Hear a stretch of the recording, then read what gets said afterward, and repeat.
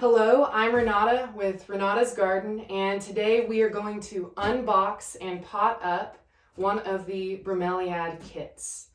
So first things first, you're just going to want to unbox all the materials and take stock of everything. Make sure everything's there.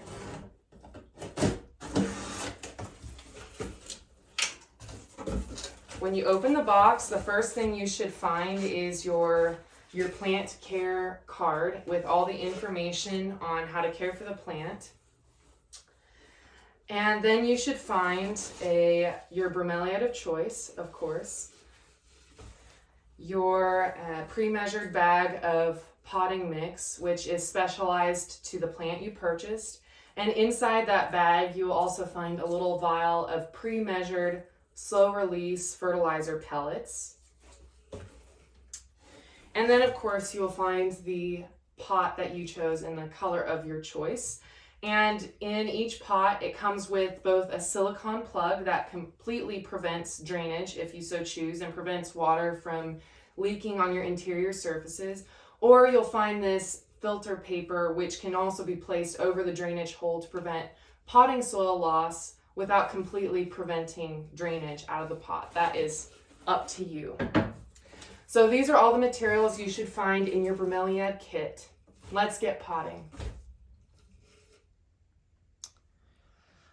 So as you can see, I've gathered all the supplies. I have a tray underneath here. It's really important that you have a place that you can get a little bit dirty and it's easy to clean up. So I have a tray to keep all of the potting soil kind of a little bit more contained. So first thing, you'll want to decide whether you want to allow drainage out of the pot or not. I want to make sure that I can allow drainage. So I'm going to just pop this silicone stopper right out of there. And I'm going to use this filter paper in the bottom, place like that, to keep any potting soil I add from coming out the bottom. Next is you'll want to get your bag of potting mix here that's all ready to go. Pull out your fertilizer pellets. Slow release pellets are really nice. Usually they're added into potting mixes, but since this is a custom mix, there's no added fertilizer, so we're just going to add that ourselves. If you're applying it to an already potted plant, you only need to apply it to the top evenly and mix it into the top inch of soil gently, But since we have a bag of soil already, we're just going to dump that pre-measured bit right in there, and we're going to mix it up so that those pellets are evenly distributed throughout the soil. That'll be really nice, just like you buy it in the store when it's pre-added. So I'm going to add a little bit of soil to the bottom because, as you can see, these 4-inch containers are smaller than the pot we're potting into.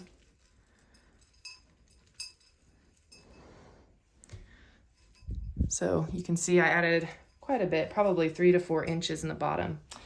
Now, one thing to keep in mind about bromeliads is that they are really shallow rooters, kind of similar to succulents. So when you pull this out, the roots aren't going to go all the way to the bottom like a lot of overgrown flowers that you buy in the stores are. So it will come apart. Just be prepared for that. And it's really important to mix the media or the potting mix that your plant is grown in previously in with your new, because especially if it's a different mix, you want to make sure that it is incorporated and so that it can soak up that water easily. The roots are all prepared for that. All right, so I'm going to pop that in there just like so. I like to leave 1 to 2 inches of depth like open in the pot because it not only looks nicer with these bromeliads, it also allows room for watering without it overspilling. So then we're just going to go back with the extra media and fill in around each side evenly. This is always the awkward part of repotting, is filling in those last corners. All right, just make sure that's evenly in there. Don't press down on the soil because you don't want to compact the soil.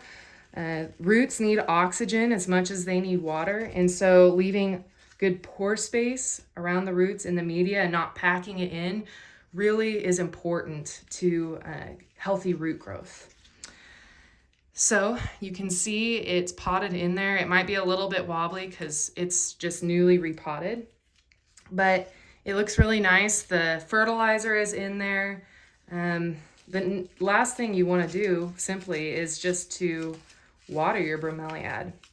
So bromeliads are really unique because they have what's called the cup in the center of the plant, and that's actually where they take in water naturally.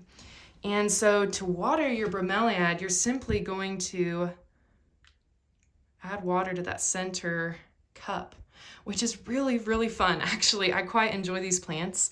And the way you know it's time to water your bromeliad again is that water level will lessen over the coming days. And with most bromeliads in the interior, depending on your growing conditions, you'll only need to water about every 2 weeks.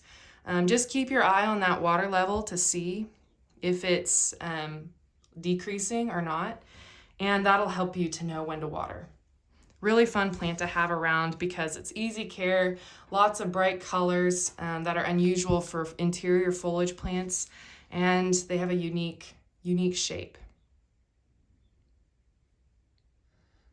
All right, so now we've repotted an example bromeliad, and I'm going to talk to you about their care a little bit more. These plants actually have what's called a terminal flower, and these haven't flowered yet, but they will.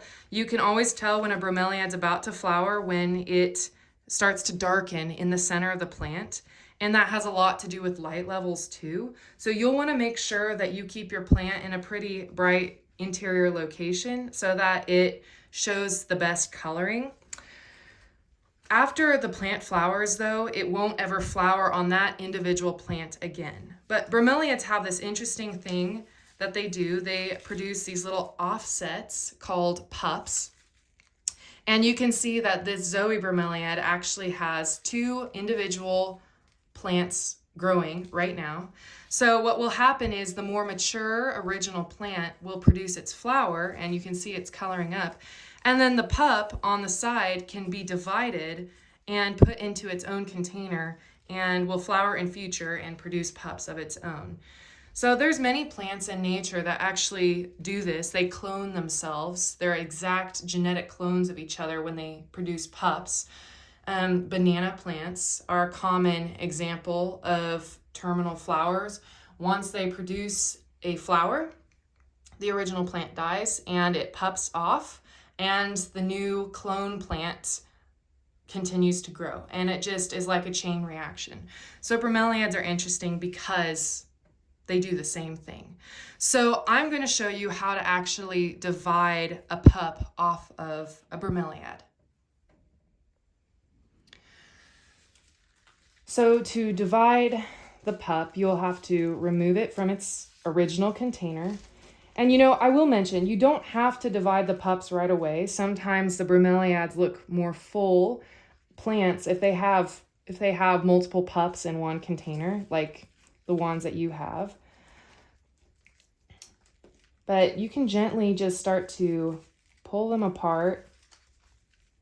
Make sure that they each have roots attached to their base. And don't worry, plants are tough. They can really take a lot, so you might have to work this pretty harshly, if you might think so. And you can just hear the roots cracking as I pull it apart. So this smaller pup, obviously it has a smaller root system, but it has roots attached to it so that it will be able to be repotted. And you can see that's its own individual plant. And there you go. Look, you have 2 separate bromeliad plants now. And as bromeliads age, they continue to grow pups. Not every bromeliad species grows pups readily. Like, for example, this Neoregelia bromeliad really likes to shoot off pups. But the chestnut bromeliad is not as vigorous in producing pups, but they do last a bit longer. The mother plants do. So from here on, you can just pot them up into a container that's the same general size as their root mass, and continue to let them flourish.